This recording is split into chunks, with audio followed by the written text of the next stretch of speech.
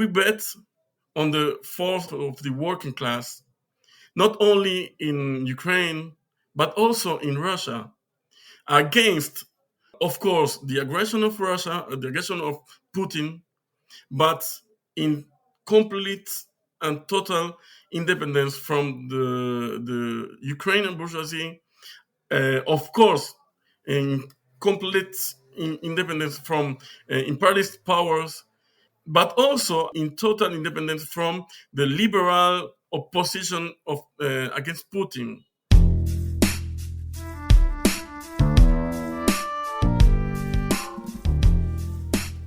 Welcome to All That's Left, a podcast from Left Voice. My name is Oden. Today is February 24th, 2024, which means it's been exactly 2 years since Russia invaded Ukraine. On this episode, my guest is Philippe Alcoy, who we interviewed way back when this war started. I'll link to that episode in the show notes. You should check it out. Philippe is an editor of Revolution Permanente, Left Voice's sister site in France, and he writes extensively on international politics. Before we start, though, I want to just briefly look at where we are in the war in Ukraine today and how we can characterize it. So, last spring, Ukraine launched a counteroffensive against Russia that was, for the most part, a failure. And earlier this month, Russia captured its first city in nearly a year, Avdiivka, partly because of reduced weapons deliveries to Ukraine from the US in particular and from its NATO allies. As Philippe will describe in this interview, a really important development of the past year in particular is that Ukraine's allies are becoming pessimistic, and in some Western countries, there's just overall less willingness to send more military aid to Ukraine. This is something that we're especially aware of here in the US, where there's more and more opposition from the far right in particular to sending more US military aid. So, at this point, the war in Ukraine has effectively reached a stalemate that is hard for either side to overcome. But I want to rewind just a little bit and get into the broader question of how we got here and how we can characterize the war in Ukraine, so to speak.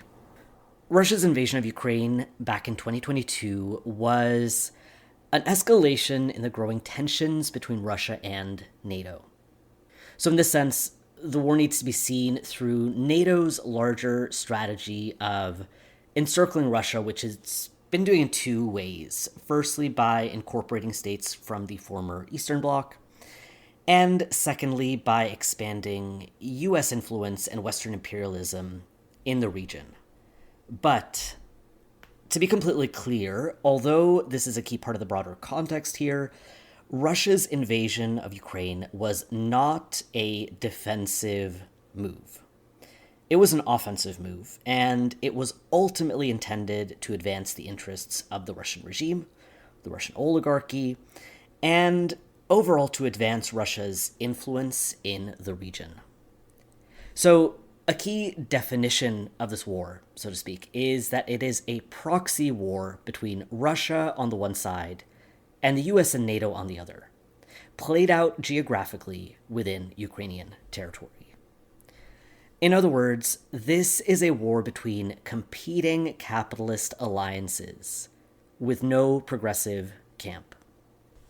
So what are the different camps' motivations here? From the US's perspective, the war has helped revitalize the US's position in the global order.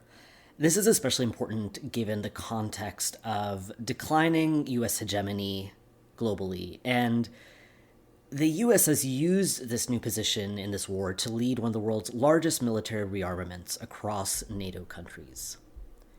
From NATO's perspective, the war has really breathed new life into the alliance, which has not only provided Ukraine with billions in military funding, but it's actually also significantly expanded its influence in the region, which obviously is precisely what Russia wanted to avoid. An example of that is that Finland, which borders Russia, has joined NATO, And Sweden is in the process of joining as well. And finally, there's the perspective of the Ukrainian regime. President Zelensky has been using the war to attack the working class by, for example, cracking down on opposition parties. He's been curtailing labor rights and the free press. And he's overall expanded the Ukrainian government's authority. And when it comes to the country's relationship with the West, with NATO, Zelensky has described aid to Ukraine as being, quote, an investment in global security and democracy, unquote. So, in this sense, we see that Zelensky and the Ukrainian regime is not fighting for Ukrainian self-determination. Instead, we see that Zelensky and the Ukrainian regime is subordinating the interests of the Ukrainian people to the interests of US imperialism. Or, as my guest today put it really succinctly in an article that I'll link to in the show notes, far from struggling for independence, Zelensky's bourgeois pro-imperialist policy consists of changing one master for another. Yesterday it was Russia, today it's NATO. In addition to these topics, especially the effects of the counteroffensive, Philippe and I discuss the frictions within the Ukrainian regime that recently led to the ouster of the country's top military general. And Philippe also discusses the war in Ukraine in the context of other global conflicts, in particular in context of the ongoing genocide in Gaza and rising tensions in the Middle East. And finally, we get into the importance of an independent working class intervention to put a real end to the war and to find a lasting solution. As Philippe describes, this can only happen under a workers' government independent of all imperialist powers, independent of Russia, independent of the Ukrainian bourgeoisie and the oligarchs, but in alliance with the Russian working class. I'll link to more of Philippe's excellent analysis in the show notes. You can read more from Philippe and, of course, our analysis on the war in Ukraine at leftvoice.org.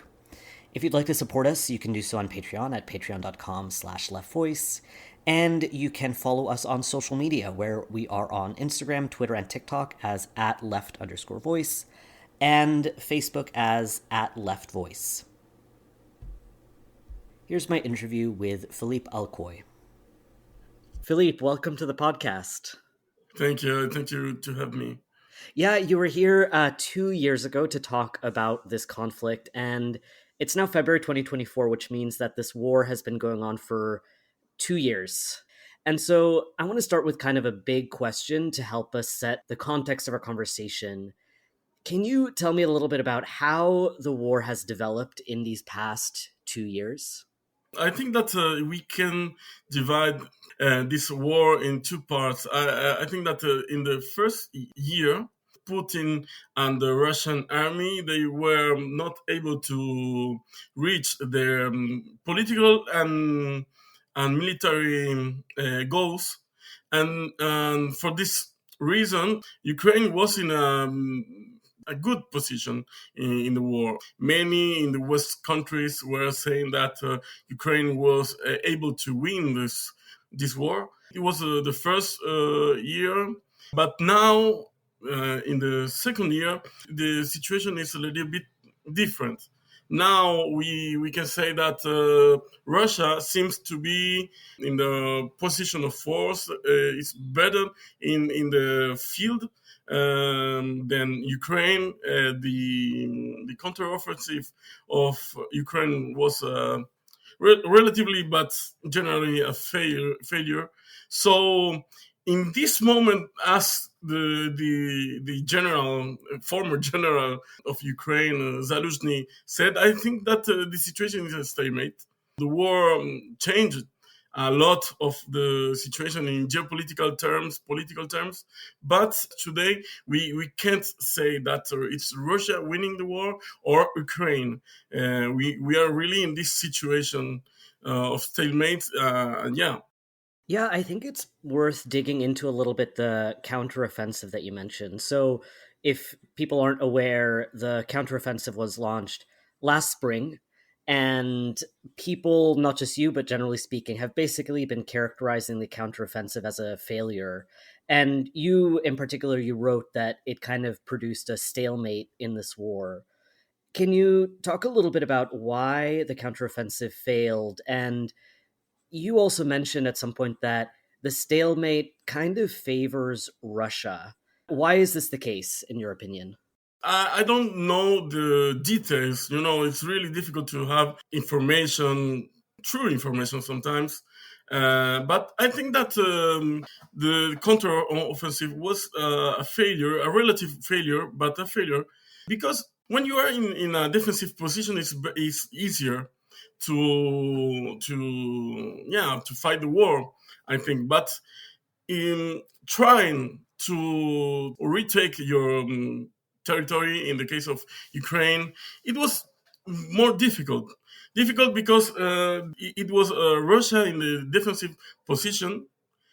And then also, I think that the battle in Bakhmut, that was really hard for both sides, was a little bit difficult for Ukraine. They lost a lot of people, a lot of soldiers, great fighters, if you want to say it like that.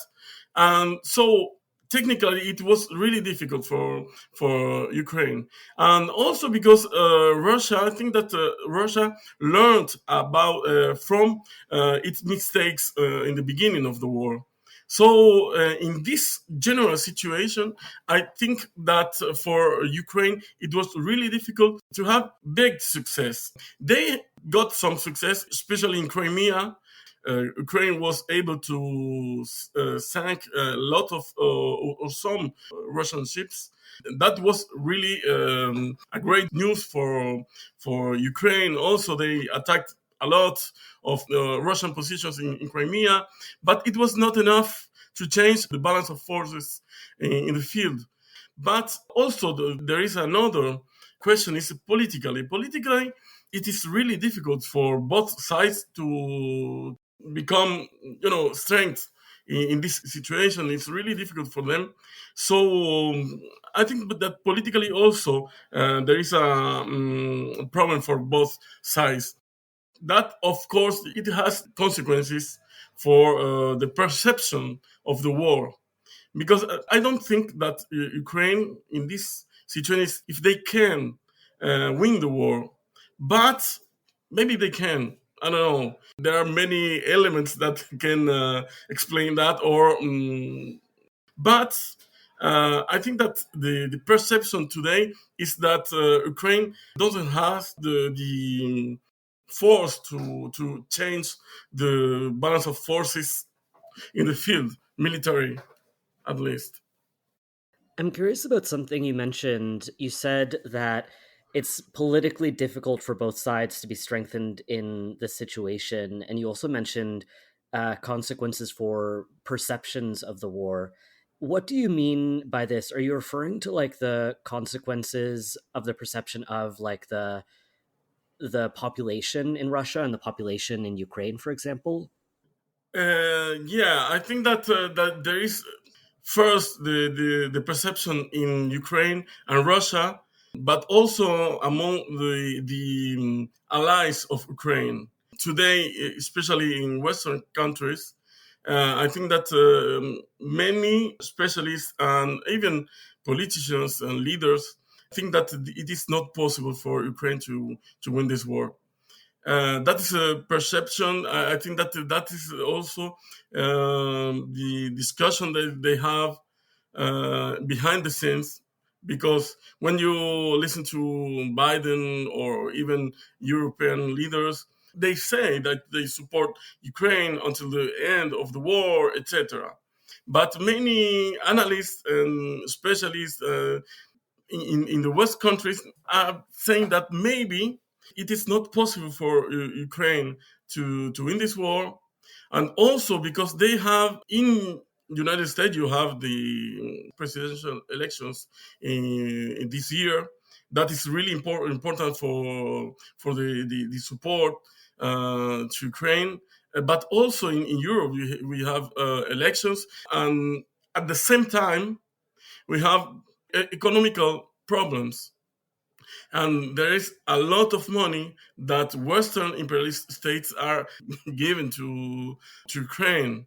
So it is a lot of money in a situation with inflation. Here in Europe, for instance, with the winter, it's really expensive to heat houses, etc. So I think that all these problems also are a pressure for leaders in West countries.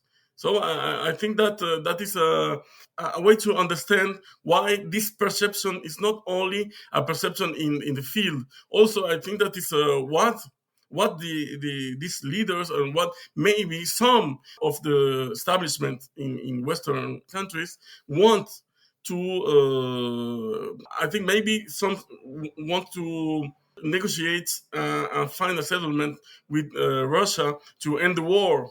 But there is also another part that say that they can continue helping Ukraine fighting Russia, but because this is weakening also Russia. I don't think that Russia is winning this war. I think Russia lost a part of its political and geopolitical and military objectives during this war. Putin tried to split this movement toward the NATO and European Union before the war of Zelensky, but today we see that it is all the contrary. Ukraine today is closer to NATO and the EU, and also Putin tried to get out Zelensky in Ukraine, but today it's not at all the situation. So yeah, I don't think that Russia is winning this war, but we can continue with this fight during years and years with many contradictions for Russia, but also for Western countries and Western allies of Ukraine. So this question of perception is a way to say perception. It's not only perception; it is also the reality. But this perception of Ukraine not being able to win this war can produce some social and political problems inside those countries supporting Ukraine, but also inside Ukraine and Russia, of course. Yeah, thank you. That makes a lot of sense. You mentioned NATO, which is obviously a really key part of this conflict that we haven't discussed a lot. We have characterized the war in Ukraine as a proxy war with the aim of revitalizing NATO and, of course, US imperialism. Firstly, can you explain a little bit more about what we mean by this? And can you also explain if you think that this aim has been successful so far? Like, do you think, for example, the conflict actually has managed to revitalize NATO and US imperialism? Yeah, yeah. Russia and Ukraine has a long history of oppression from Russia against Ukraine, and this war was a possibility since at least since 2014. Of course, many people see the Russian aggression as a key element, and so they consider that this is a national liberation war. But it's not so simple because, for instance, in Palestine, we can say that there is a movement of resistance against Israeli colonialism, etc. But the difference, or in this history, we saw many cases, examples like Vietnam, Algeria, for the case of French imperialism. But the difference or the particularity of this war is that all the biggest imperialist states, they support the oppressed nation, not because they are for the democracy, the liberation. We see that what they do is on the contrary. But because they see that in this war and helping Ukraine fight Russia, they can weaken Russia and also China, because Russia and China today they are really in a kind of alliance, even with many contradictions. So the support for Ukraine here appear like a kind of proxy war of NATO supporting Ukraine, of course, and also the for NATO and especially for United States, it's a really good strategy because they pay for the war, but they don't. There are zero American soldier dead in Ukraine, at least officially. I don't know if they have, I don't know, some people fighting for Ukraine. I don't know, but officially there's zero American or European soldiers in Ukraine. So for them, it's good. At the same time, Russia is spending a lot of money, a lot of human resources, material resources in this war. So it's for this reason that we can talk about a proxy war. Of course, NATO and the United States they help Ukraine financially, militarily, but also logistically. And then the question of NATO. I think that before the war in Ukraine, NATO was, like Macron said, it was in the brain dead. It was like, Yeah, on life support. yeah, life support, yeah. But today, NATO is a little bit stronger than before the war. And for some people in Western countries, no, like an alliance supporting the defense of national liberation of Ukraine, democracy, etc. So I think that today we can say that NATO is stronger. But the contradictions of NATO, they are still there. And when you listen to Trump, all this crazy stuff that he said, you see that some contradictions between the U.S. and the Western allies in Europe, they are still there. So yeah, NATO is stronger, but the contradictions are still there. And maybe if the stalemate continues in Ukraine, if the situation is maybe worse in the next month for Ukraine, we will see some contradictions stronger also inside NATO. So for the Western allies of Ukraine, it's not simple, but neither for Russia. Many say that one of the strong points of Russia is that they have a big army, but they are losing a lot of soldiers also during this war. We don't know exactly how many people died during this war. A lot of people for Ukraine, but also for Russia. And many Western leaders are speaking about the possibility of a war against Russia in the next 10 years. Yeah, maybe, but Russia will be weaker than today because they lost lots of soldiers. So what we can say for sure, I think that we live today in a world more dangerous in this sense. We can see also in what is happening in Gaza today.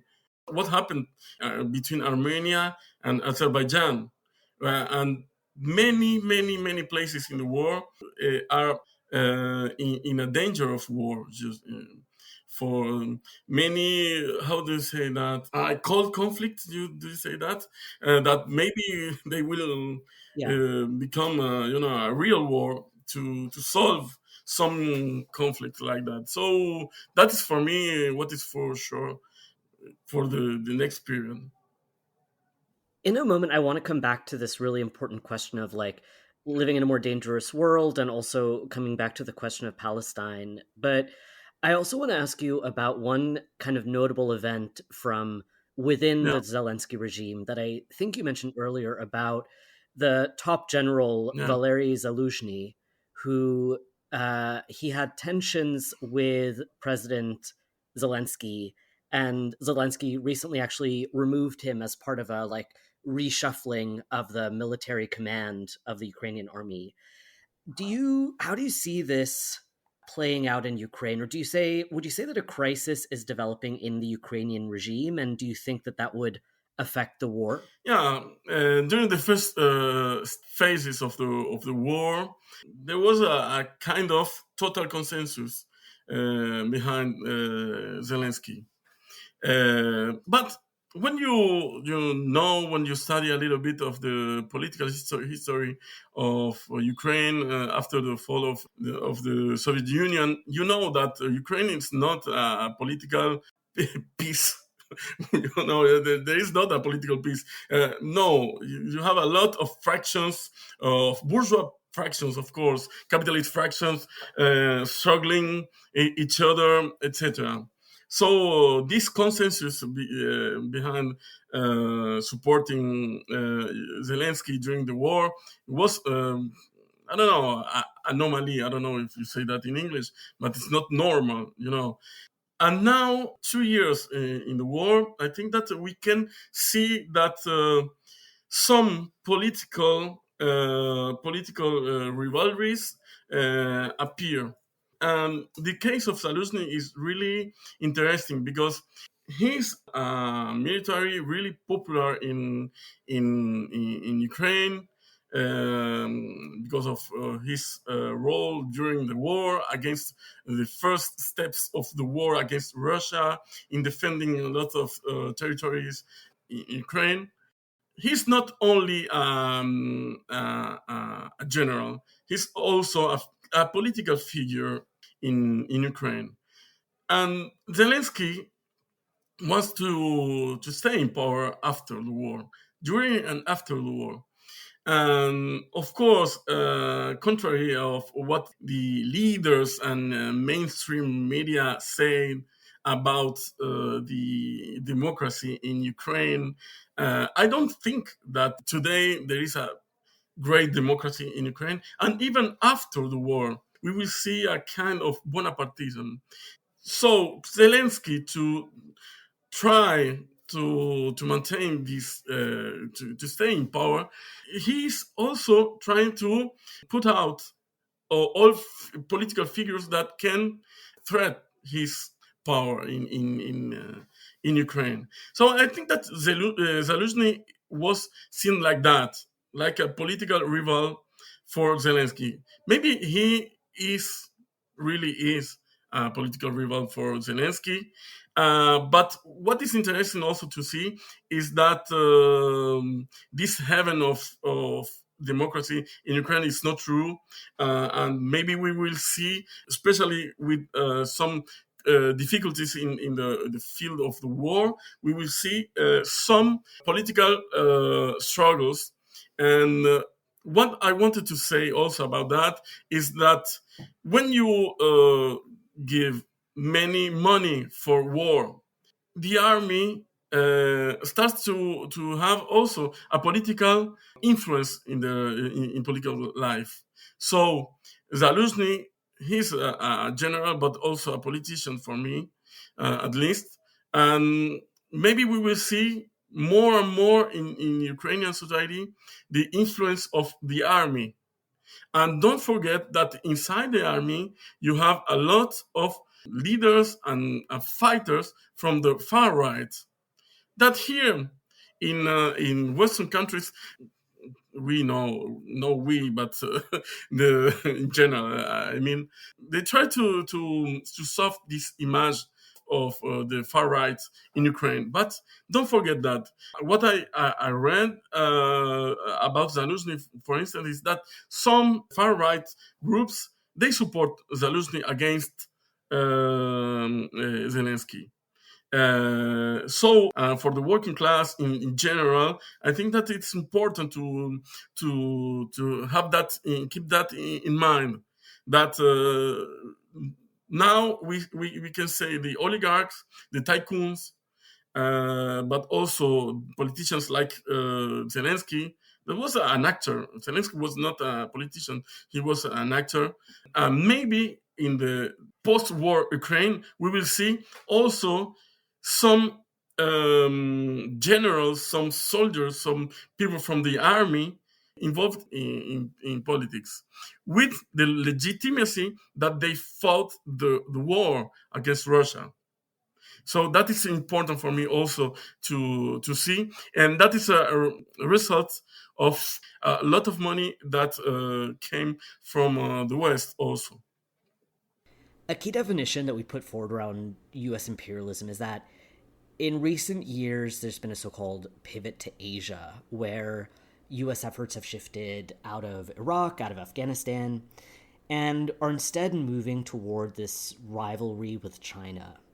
But it strikes me that this strategy is facing challenges now, in that not only is there this proxy war in Ukraine, but there's also the unfolding genocide that the Israeli state is pursuing against Palestinians, the siege on Gaza. How will this affect the war in Ukraine? And are imperialist powers being sort of dragged back in the Middle East, like perhaps away from Ukraine? And what effect do you think that this will have? The situation is really dangerous because we can think that Zelensky was a little bit jealous of Israel in the beginning, but no, it's a joke. But no, he was not jealous at all. But he's conscious because he knows that if there is a conflict, more important for conflict than today in the Middle East, some money and resources that are allowed to Ukraine will be sent to Middle East to help Israel and other U.S. and Western imperialist allies in the Middle East. The situation in Gaza today is really dangerous because for now Israel can attack civilians and positions of Palestinian people with no big consequences because Hezbollah and Iran, they don't want to fight a war against Israel. So yeah, for the moment it's like that, but we can't exclude possibility of a regional war. We know that the policy of Israel against Palestinians, it is creating a big contradiction for Egypt, for instance. Egypt don't want to Sisi doesn't want to have many and thousands of Palestinian refugees in Egypt. So yeah, I think that it's an illusion for it's an imperialist illusion to think that the United States can go out from Middle East and concentrate only about Indo-Pacific region against China. It is impossible because the Middle East that we know today is also a creation of international policy of United States. It is impossible to understand the position geopolitically and economically also and politically of Israel without the policy of the United States in the Middle East. It's the same for Saudi Arabia and also the conflict between against Hezbollah and Iran. So yeah, I think that there is a risk for that, but a risk not only for the region, not only for the Middle East, for all the world. What we can learn from these 2 years of war is that a war that can seem really far, but it's really close to millions of people in the world. We saw the economical consequences, but also politically, because the far right are trying to reinforce their positions also in each country in Europe, but also you see that in United States, and geopolitically, of course, because the war is everywhere. I like to end these episodes on a sort of more positive note, or like at least on the point of what a solution can be and what we should fight for, especially on the left. Especially in this case, when neither Russia nor NATO and the US are progressive sides in this war. What do we see as the solution to the conflict in Ukraine? And also, more broadly, what do we see as the solution to the issues that you talked about just now about the rising possibilities of war, the growing conflict in the Middle East, and things like Mm. that? Yeah, I said that for us, this is not really a national liberation war in Ukraine, but there is a national question in Ukraine. But for us, it's not the imperialist countries that can provide that liberation of Ukraine. Today, Zelensky changed the Russian master for the NATO master, because today, and I think that even after the war, Ukraine will be not an independent country.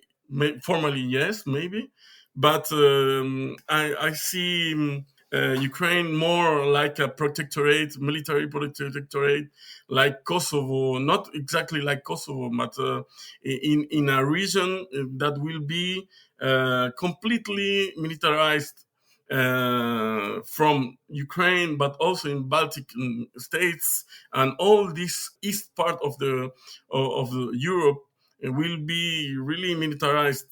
So there is no easy solution for that, but of the working class, not only in Ukraine but also in Russia, against, of course, the aggression of Russia, the aggression of Putin, but in complete and total independence from the Ukrainian bourgeoisie, of course, in complete independence from imperialist powers, but also in total independence from the liberal opposition of against Putin. Yesterday, we learned about the death of Navalny. Of course, that shows that the nature of the Putin regime. But we can't forget that Navalny was a reactionary politician, pro-capitalist and pro-imperialist leader. So from the beginning of this war, we defend a revolutionary socialist perspective from the working class for the real Ukrainian independence and liberation. But this is impossible today without fighting capitalism, without fighting what may Ukraine today be dependent from Russia or from the West. Only an independent solution, a fight for socialism in Ukraine, but also in Russia and in all the continent also, because it's impossible to speak about an independent Ukraine without putting the question of who is the main class, the dominant class in this country. If the bourgeoisie is the dominant class, it will be impossible for Ukrainians to have a real independent state and national liberation. And at the same time, in Russia, you have a lot of national questions inside Russia, and also the Russians can't be free oppressing Ukrainians, and they can't be free neither following the policy of liberals or pro-imperialist and capitalist or nationalist reactionaries like and Bonapartists like Putin. There is no sample solution. But for the working class in Europe and in the world, it's really important to understand that even if Ukraine wins this war, the war will not stop. We will see a lot of wars because it's for that imperialists are preparing. So what the working class must understand and see is that we must prepare to avoid this trend, to avoid this evolution of the situation. But that means, at least for us, that the working class must fight for against the capitalists, against the bourgeois power, and think a new society. I think that's a really powerful place to end this. So I want to say thank you so much for being here, and we hope to speak to you again in the Thank future. you, and thank you for this invitation. It was a pleasure for me too.